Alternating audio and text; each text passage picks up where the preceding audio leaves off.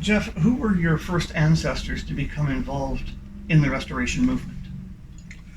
My ancestors were of the Ellis and Patterson families, and George and Lucy Ellis arrived from England to Meaford in 1853 and became members of the Meaford Church of Christ in 1858.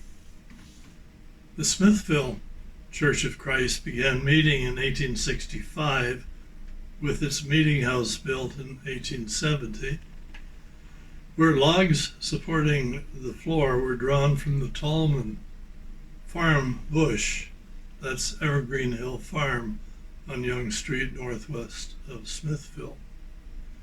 Members of both Ellis and Patterson families shared in the early life of the Smithville congregation. Two sons of Oliver and Electa Tallman, parents of my grandmother, Cherry Allura Tallman Ellis, were Ora Hubert, that's O.H. Tallman, and Osro Ellis, that's O.E. Tallman. Both studied at Carmen Bible School. O.H. studied at Beamsville Bible School, and both graduated from, and taught at Potter Bible School in Bowling Green, Kentucky, and both shared in founding and teaching at the Maritime Bible and Literary College in West Gore, Nova Scotia. That was 1909 through 1915. Please describe your experience of baptism. Of course, I was oblivious in those early days to the rich spiritual heritage that I was privileged to have in my family. My mother and the Hamilton congregation's influences were precious to me, and the importance of Alma in this regard also became a major influence. By 42 and 43, Alma was well on his way to becoming a summer Bible school. This was the vision of the then director Raymond Crumless, an American who was preaching for the Strathmore congregation at the time. And it was in July 1943, when almost 12, that I was baptized by Brother Crumless in the 16-Mile Creek. Maturing in life and in faith was before me. Tell us about your personal decision to become a preacher. My decision to pursue a Christian ministry, however unclear at the time, was shaped by the influences that converged from family and church, especially the preachers at Strathmore. Near the end of my high school days, I distinctly recall one sunny day while walking up Coxwell Avenue, just south of Danforth Avenue, with Strathmore a block farther up, stopping and saying to myself, I will be a preacher. I will attend Abilene Christian College. Now, the choice of ACC was the result of another influence. My favorite uncle, Gerald Ellis, had attended ACC 35 through 37, followed by 2 years at George Pepperdine College, graduating in 40. To make the decision was one thing. To carry through would require the Lord's blessing. There is a composite picture today displayed in the entranceway of the Strathmore Church that marks the 40th anniversary of the church in '64. It contains, along with pictures of members and events of the congregation's history, photos of 9 men who had gone out from Strathmore to preach the gospel, and I am privileged to be included in that collection. As the Second World War drew to a close, a growing number of Canadian young people were looking to American Christian colleges for their continuing education. Some suggested as many as 100 were included. One outstanding Canadian elder who aided in securing border crossing requirements and supplied college admission counsel for many of these young people, including me, was Alexander Lynn Whitelaw of the Fern Avenue congregation in Toronto. Upon his retirement, he moved to Beamsville and contributed his services to the business office at GLCC. My wife Doreen and I named our second child after him, Rebecca Alyn Ellis. Please talk about your educational experiences.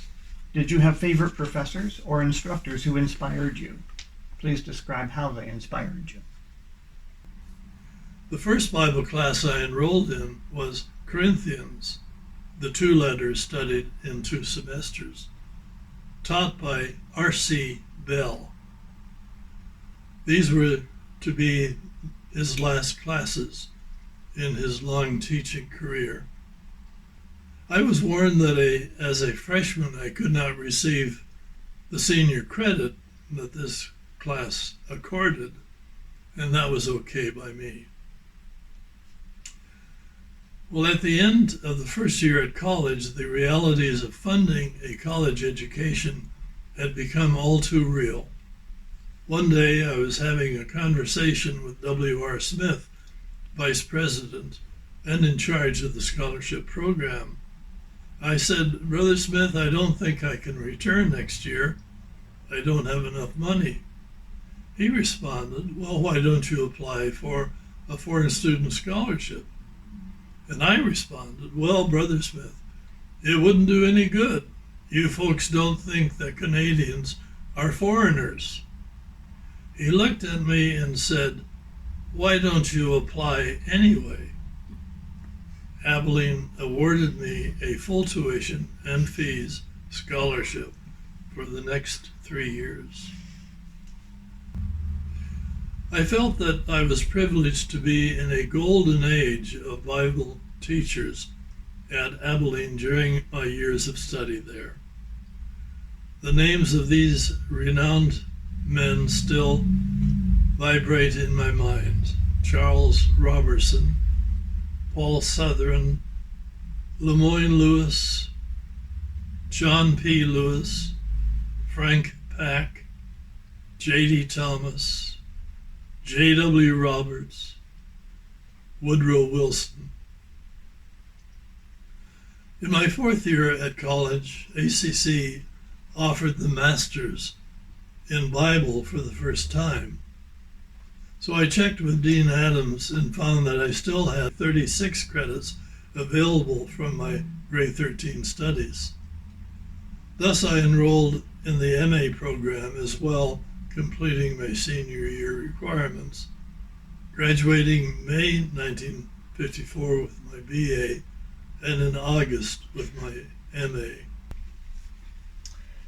With your college years behind you and the challenge of full-time service before you, what thoughts about a career and possibilities for service did you have?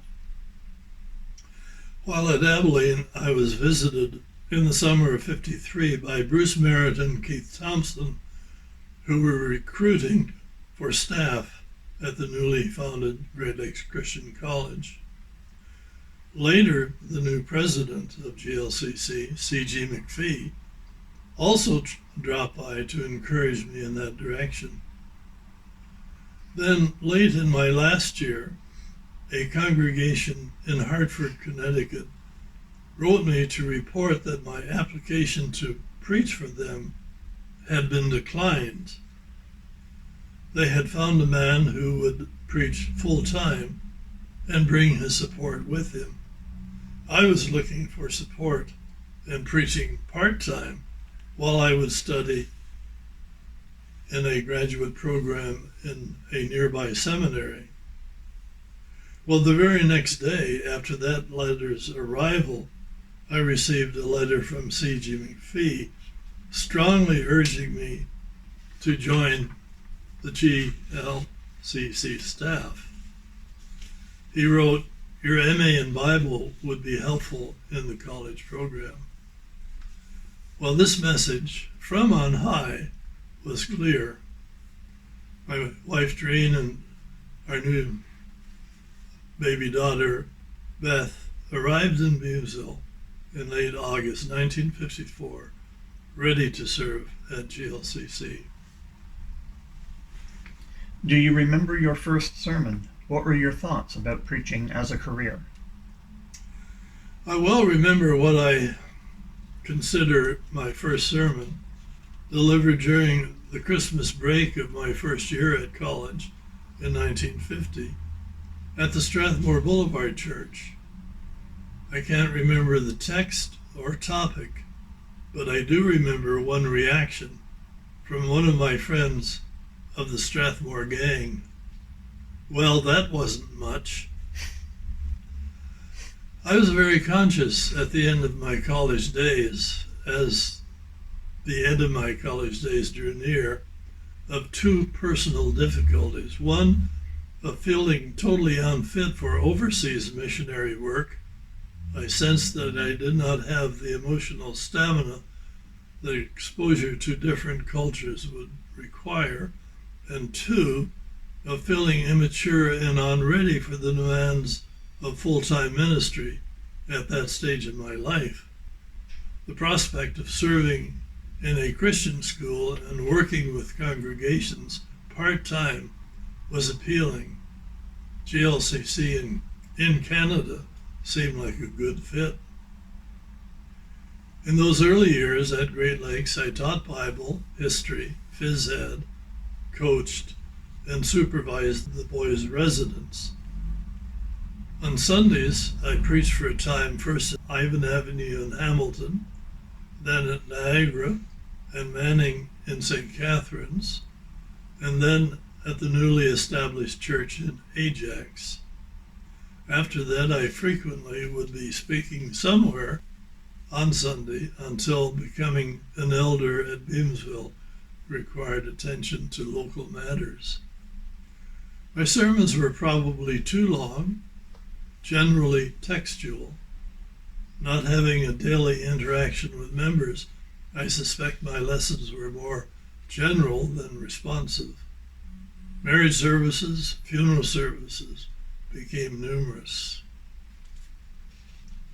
What would you like to share about your family? I would like to talk about my wife, Doreen. She was truly a gift from heaven. She responded with grace and warmth to support my varied efforts to serve our Lord no matter what. Without her, much of what I am reporting here would not have happened. I met my future wife at high school. Doreen Begley was of an Irish family that had fled Ireland during the potato famine and settled in Cabbagetown in the center of Toronto. And through the dedication of her aunt, Doreen was introduced to the Catholic faith as a youth. When we began dating, she met the young people at Strathmore. She was embraced by them, and she quickly embraced the gospel. She was baptized August in 1950 at Bayview, as the baptistry at Strathmore was down at the time. When I went off to college, she remained in Toronto, got a job at an office of Imperial Oil, and saved money so that she could also study at Abilene. We wrote every day, postage 3 cents. After 2 years, Doreen came to Abilene, enrolling in the freshman year, studying Bible under Lemoyne Lewis. We were married that December 27 in 52 at the Strathmore Church. The next school year, Doreen worked in the ACC business office to help finance our final year at Abilene.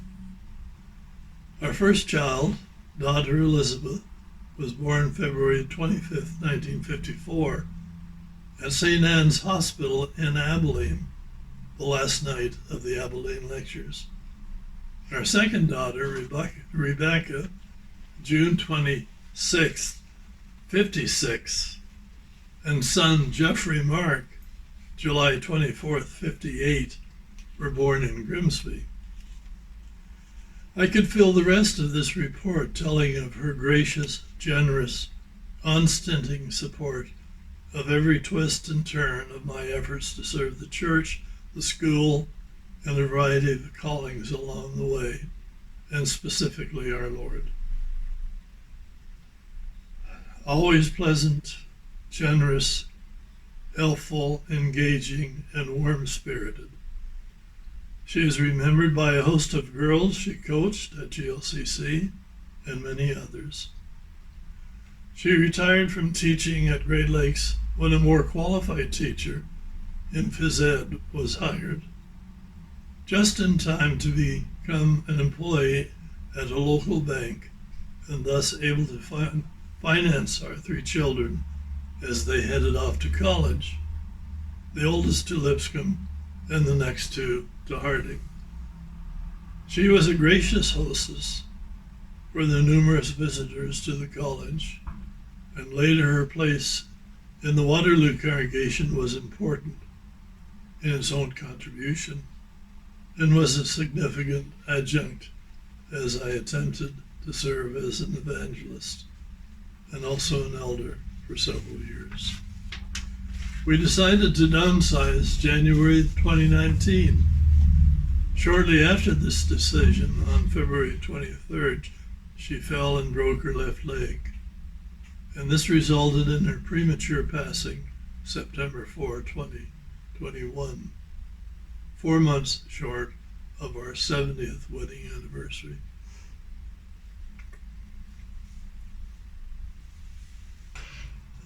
Now she is rejoicing in heaven. She is heaven's gift. Please name some of the leading people at Great Lakes with whom you worked. Two sets of brothers, well qualified for their roles, gave the burgeoning institution its powerful heads up in the early years. Roy and Bruce Merritt, and Eugene and Donald Perry. All four had received or were about to receive their graduate degrees. That four young men who had grown up in the neighborhood of the future GLCC with substantial academic preparation in place and willing to devote their lives to this visionary effort is truly remarkable. Bruce Merritt was the founding principal, becoming as well acting president in '54, officially president in '58. He determined to resign August 1960. When it was settled that I should succeed him, the difficulty of making staff adjustments with school opening the next month prompted me to encourage Bruce to continue for an additional year. Thus, I completed my 7th year of teaching while serving as an assistant to the president and learning as much as I could about the new responsibility. Roy Merritt, with Keith Thompson, taught college Bible classes in night school during the first 2 years of the college's operation, 54 through 56. Roy then taught New Testament Greek in distance learning to college Bible students in 61 through 63, and then he joined the Great Lakes staff in 69, eventually to serve as dean of the college level faculty or school of Bible and missions, and he continued in this role until 1980, when Roy and Nell then left for service in Bangalore, India. Eugene Perry, having completed 2 years teaching at Radville Christian College in Saskatchewan, became Great Lakes' first teacher in the opening year, 1952, second principal in 1958, a post he would hold for 13 years until 1971. And he continued to teach for 3 years 71 through 74, when Eugene and Evelyn Perry left for Zambia, where Eugene served as headmaster of Namoyanga Christian School. Eugene returned to serve GLCC for 2 more years in 83 through 85, serving the school 24 years in all. And Donald Perry came to Great Lakes in 58, a teacher of science, after having earned his MS at the University of Toronto. He served in this capacity until he and Miriam and their family departed for mission work in Shillong, Assam, India, August 63. When he completed his work there, he returned and served Great Lakes again for 6 years, 79 through 85. Walter Dale, another young man from the Strathmore Boulevard congregation's 9 young preachers, was an early teacher of note at GLCC in Bible and history, and he was a mentor to me. Finally, among many others who dedicated a few or many of their years to service at GLCC, with whom I had the pleasure to serve, I will remember one other, Edwin Broadus. Ed has now reached 92 years, and which I will shortly, and we are still in weekly contact.